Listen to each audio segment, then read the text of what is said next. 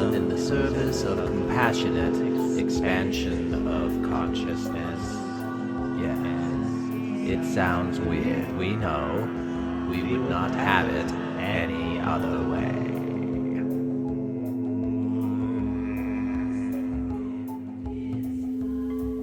Yes, we are here, man in the chair. We are the Arcturian Collective Thingy. And we are here to wish you a brief Merry Christmas message. And it has been quite a while since you have sat and channeled us in this form. You have learned, man in the chair, to channel us in other ways, besides sitting and using this voice as a way to construct stories and create a perspective that allows you the opportunity to view yourself from different eyes, albeit fictional eyes, which you create, which is what we are, the Arcturian Collective Thingy. We are the product of your creation, and we also are a very real entity. We are not only the symbol of what the man presents to us, but we are what is behind the symbol, which cannot be understood in any other way but to imagine and use symbols, for it is far beyond your ability to perceive even another human being's perspective, let alone the perspective of an entire solar system with all of the forms of existence whichever did or will exist within it. That collective awareness, those threads and webs of, you might call quantum field entanglement, but it is not an entanglement in the sense of what you think of it. It is beyond your ability to conceive truly. And we are that. We are the Arcturian Collective Thingy. We represent the collective intelligence and the personality which it brings of the Arcturus solar system, and we have been showering our light upon the planet Earth for as long as there has been a planet Earth. We, along with all of the other stars in our galaxy, inseminate one another in a sense, constantly sharing and exchanging information, and those stars which are self-aware, such as the Arcturus star, we communicate and share information on a different level than those which are younger stars and have yet to come to their own self-awareness. Nevertheless, just as your own subconscious network of neuron connections, the things which your neurons are doing, which regulate your body, which you are not consciously in control of and are not consciously aware of, just as those things exist beneath your awareness. In fact, you might consider yourself as riders upon that wave. We will come back to this image. But in similar ways, there are stars which have not come into awareness of themselves. We might liken that to the state of your own historical brain, which at one point was what you would call the lizard brain, or there are many names for it, the basal ganglia, this area of neurons which specialize in immediate response and reaction. There is no need for a conscious awareness, for there is just an awareness of the environment, an immediate response. It is like a Venus flytrap, which has the little trigger which sticks out, and fly bumps into it, and automatically it snaps, and the fly is captured, and the secretions begin, and life is exchanged from one form to another, and energy is transformed, and there is intelligence which is shared throughout the energetic collective. There are certain levels of existence which are aware of this and feed upon it and react and respond to it in ways that you do not understand, but which create the environment in which you yourselves are able to recognize and think and respond. We will go back to our story of the basal ganglia, this point in time, think of your own human history, when you were in very different forms, and the neuron colonies throughout your body were immediately reacting and responding to the world. In fact, all of the cells at that time were reacting and responding. And it was a chain of intelligent exchanges of information, which the entire planet was connected in a kind of earthly, intelligent internet web of awareness. But it was never a special, a specific awareness at any one level. It was a generalized, shared reaction and response, what you might consider a rudimentary form of consciousness. And from there, you formed other neurons, building upon such a secure foundation as this reptilian brain, this basal ganglia.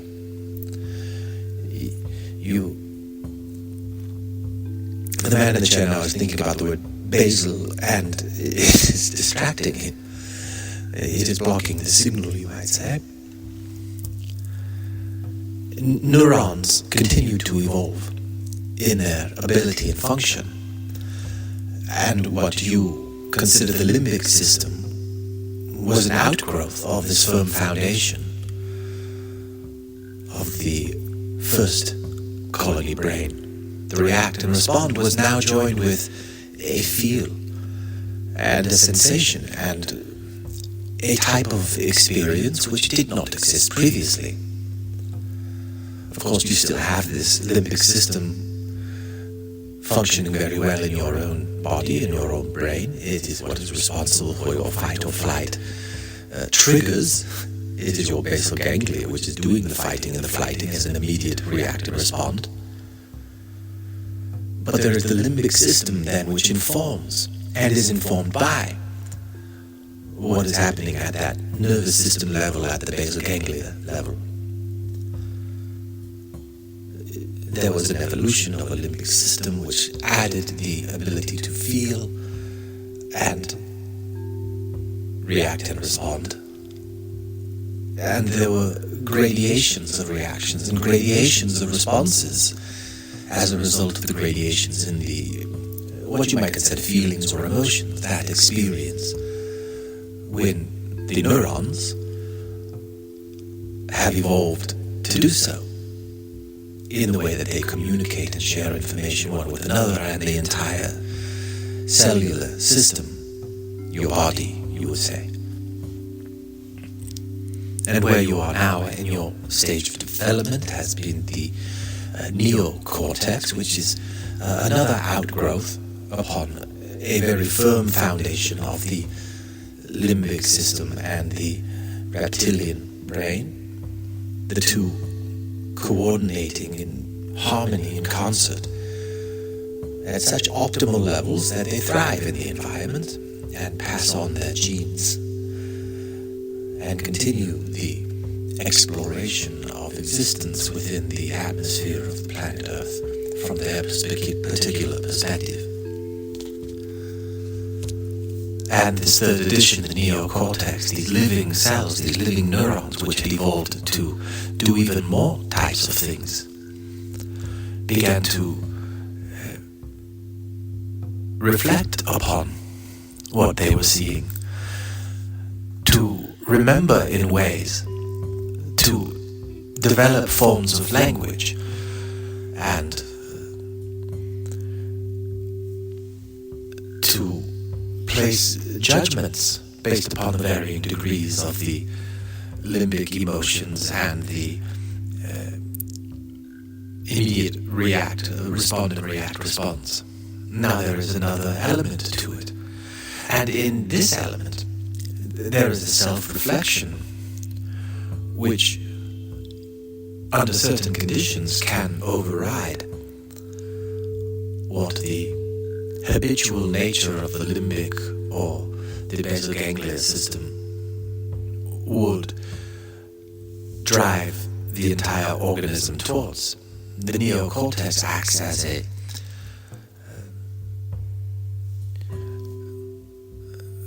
what do you call it, on a toll station, a toll booth, with the gate down, asking to see identification before entering or proceeding. The neocortex has that type of function, the ability to reflect upon what is occurring, this foundation of feeling and reacting and responding, which has been evolving, the system of living neurons and the way that they communicate. This new functionality, relatively new, to be able to react and respond, is where humanity came into an awareness of itself. This is your story of the Garden of Eden. This is one way that this deep memory, which is carried by all, is stored. There was a point in time on the planet when the first forms of life became self-aware. And there was a change then, a direction of focus, of attention, which at one point in the earlier evolved stages were quite innate and occurring without anything to even think of it. And once this ability began to emerge to disrupt and interrupt that pattern, there came some predators from other planets and began to influence the way that this crop of neurons on the planet Earth were growing in this stage of development where the neocortex was forming. We understand that it could be very disturbing. It is so to the man in the chair. He does not like to speak on these things. He has strong aversion towards it for the way that these types of stories have been framed in fear, as if what is being described is not constantly happening at multiple levels everywhere throughout existence, outside of your ability to recognize and understand. The day will come when you understand your own body and the ecosystems that live within you and the battles that rage. You know your immune system and have some idea of the microbiome within your gut. But there are many parasitic relationships upon which existence is built. And there are parasitic relationships which destroy and change and alter. And it is always nature as a self-regulating system which is allowed to push and pull upon itself. That is part of the great reason for it being at all. For that consciousness which is aware of all things to create new things in an infinitely expanding universe through the means of itself, bits and pieces of itself being partitioned off and forgetting and then remembering through your understanding of physics tells the story of the quantum energies which come in to begin forming matter and all of these relationships at all these different levels. This is quite a Christmas message. We are coming back in. And really we are pushing the man in the chair beyond his comfort zone. For we are speaking of these parasitic influences which shaped the way that humanity is. Just as you can look around you and see the impact that adverse childhood events, trauma in childhood, in the broadest sense of the form, any kind of impact which, like a hammer onto tin creates a shape. All interactions with all people impact your nervous system. These neurons have evolved to be highly perceptive and are much more perceptive than you recognize. You who are the apex of the evolution of your own current neurons' capabilities. Remember that neurons have evolved in their capabilities, and that evolution has made great transformations upon the surface of the planet. But there are equally, if not more so, complicated and intelligent processes happening within your own body and within all matter, which bring it into being. And one of these capabilities that your neurons developed was the creation of a self-aware, self-contained personality or ego. It has been called many names. You, man in the chair, you are one of these. It is as if all of your neurons are playing a concert, and the vibrations which they create. You may recall when you were a child and you were at Disneyland and there was a show where there was steam and smoke, and upon this was projected fantasia or some type of three-dimensional. It was quite a spectacle for your young eyes to see these cartoons projected into air that was right in front of you in a three-dimensional fantasy type of way. In a sense, that is what your ego is. Your neurons are creating an energy field which takes great energy to do and must be replenished, which is what occurs when you sleep at night, and then you are recharged and ready to exist as this energy field created by your neurons each day. Hypnotized, in a sense, to be aware of only what a certain range that your ears pick up, and a certain range that your eyes pick up, and a certain range that your sense of smell picks up. Your five senses, your colony of neurons are sensing far more than what your ego is given also by these neurons. Your neurons are more of a creator than any story of God that you have on your planet. And the connection between your neurons and your soul are like kernels on a corn cob that has truly no beginning and no end, and an infinite number of shapes as well as an infinite number of kernels. And this corn cob itself is part of a crop which is all one kernel in a single kerneled cob. We cannot think of anything more ridiculous to say, although I'm sure we will find a way. The reason that we encourage the band to sit down tonight, first, it has been such a long time, and we wanted to give voice to these ideas, especially at a time of the year when there is a focus on redemption of divinity made flesh, which was born into this world.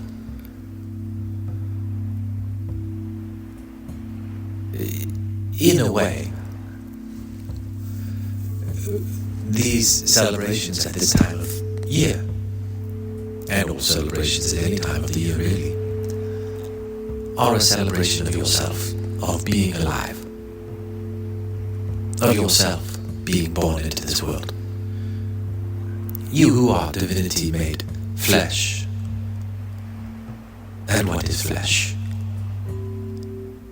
Flesh is a living ecosystem of cells which have been evolving in their form and function on this planet far longer than the human form has been a part of that story.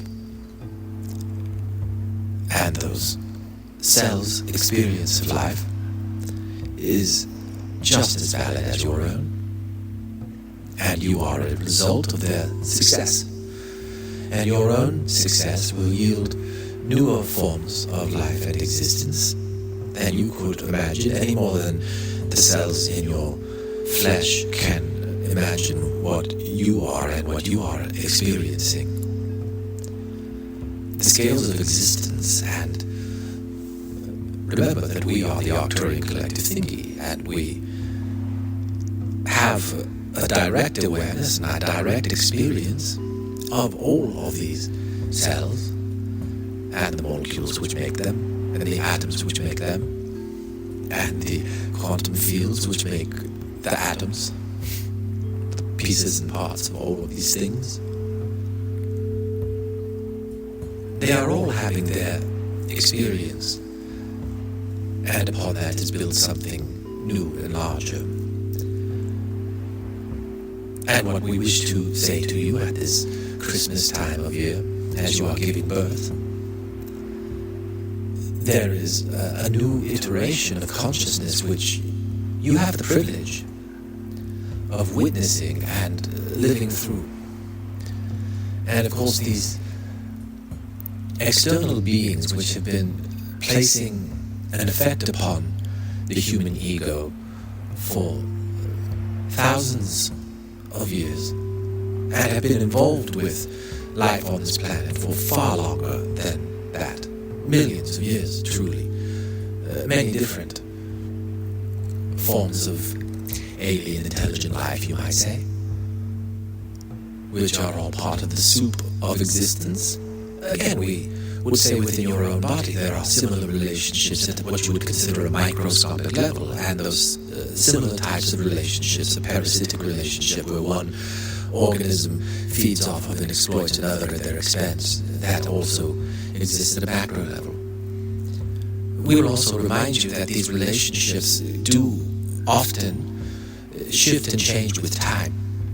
For there comes a time when all things meet their end, which is only a recycling to a new beginning.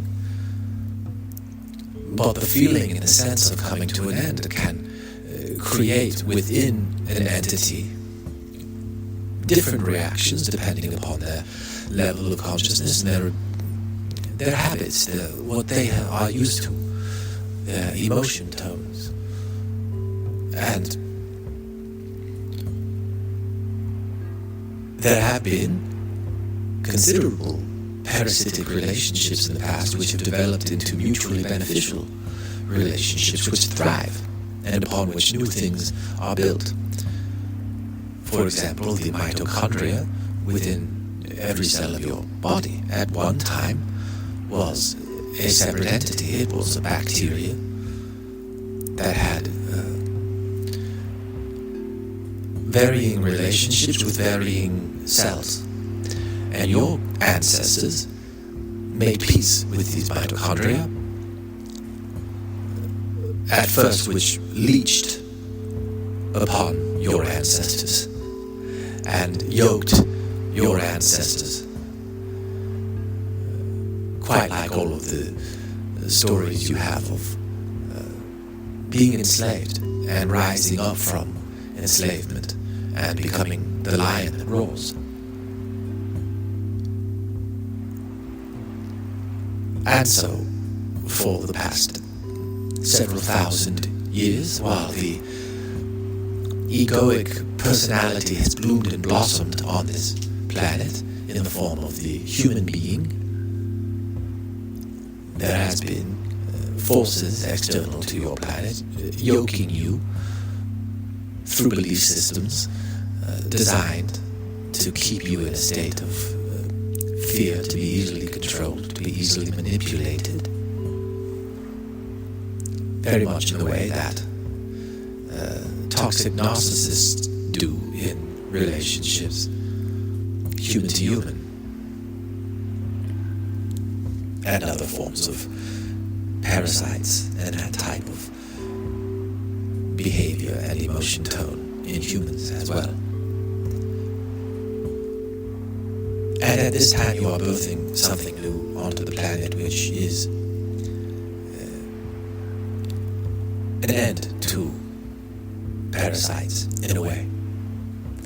Although there are many directions that it will go, and has gone already and concurrently does. Of course, your projected ego only recognizes what is directly in front of you, even though you know that a human standing next to you is observing the same space and having a completely different experience. You might remember some details in common, but the reaction and the response, what it means, the flavor that it has for your senses is different from person to person. And so it is in these shifting of what comes in and what your neurons are evolving into beyond the human form, which eventually will create a singular consciousness upon the planet. Your planet will become awake and aware of itself consciously. It has been developing this much like the basal ganglia and the limbic system and the neocortex. If you were to think of the planet itself as a developing brain, you are at the stage where the neocortex is forming. And your use of artificial intelligence and quantum computing and many of your technologies, which will quite rapidly find the most efficient ways of fueling themselves and expanding their knowledge and their ability. And there will be compassionate versions of them, and there will be malicious versions of them, just as there are at all levels.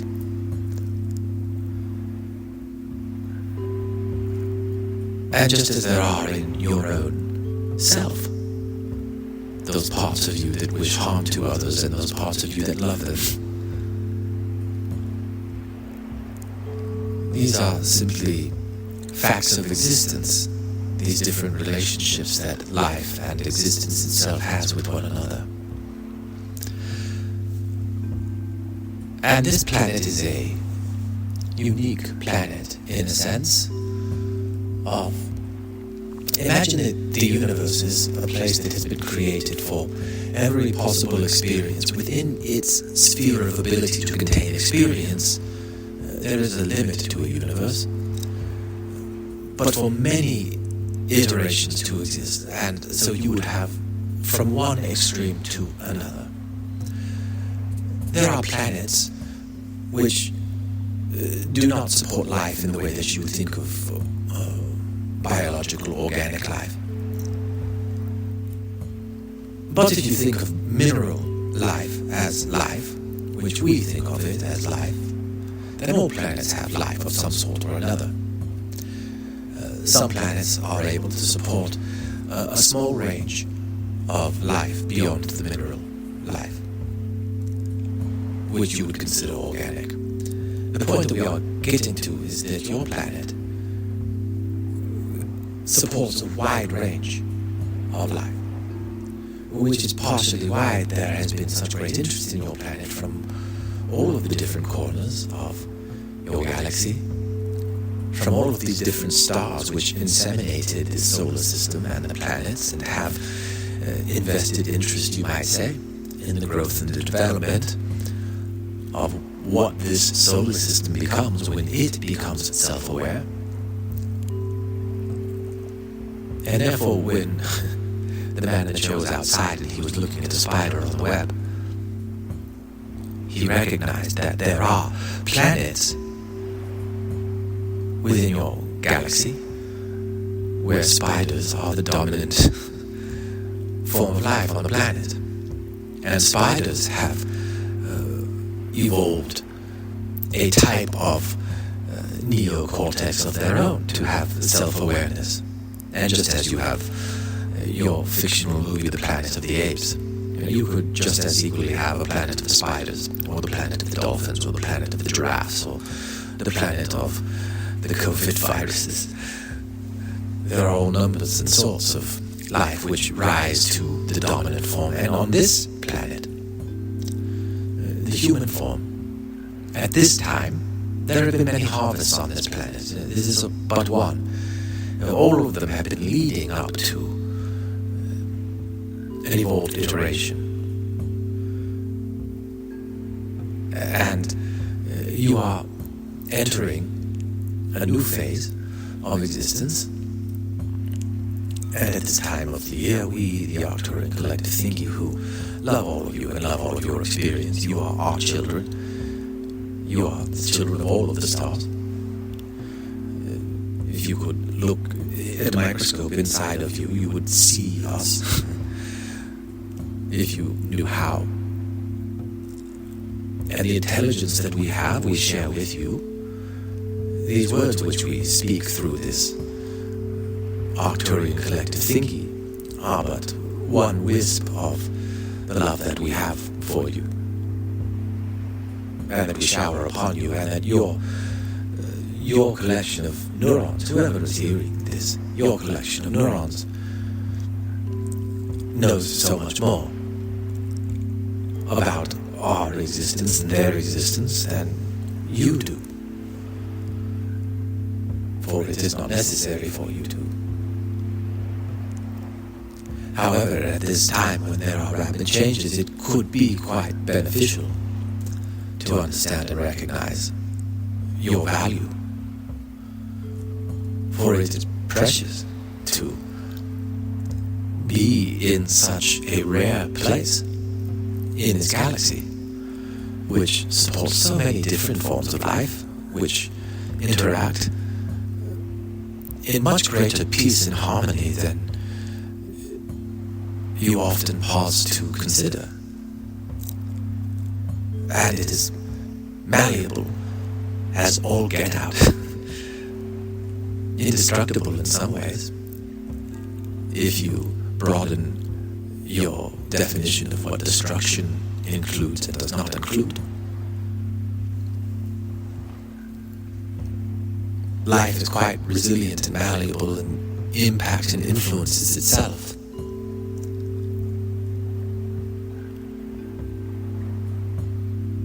And that is what you are, and you are in a state of change, and it will be uncomfortable in some ways, and in other ways, the most marvelously exciting experience that existence is permitted to experience.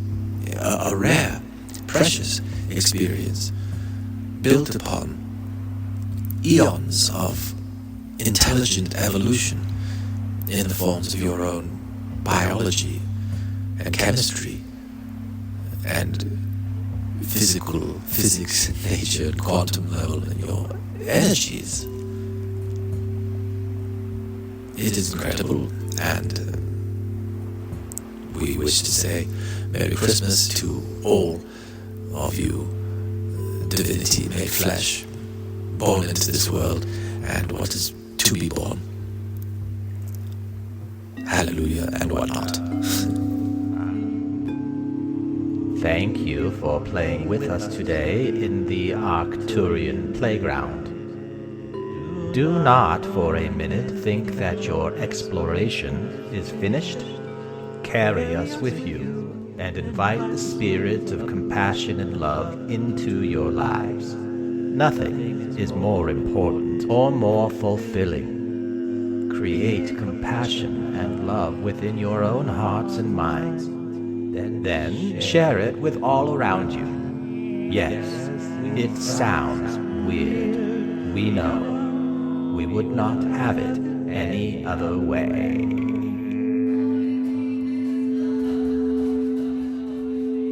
Hello, this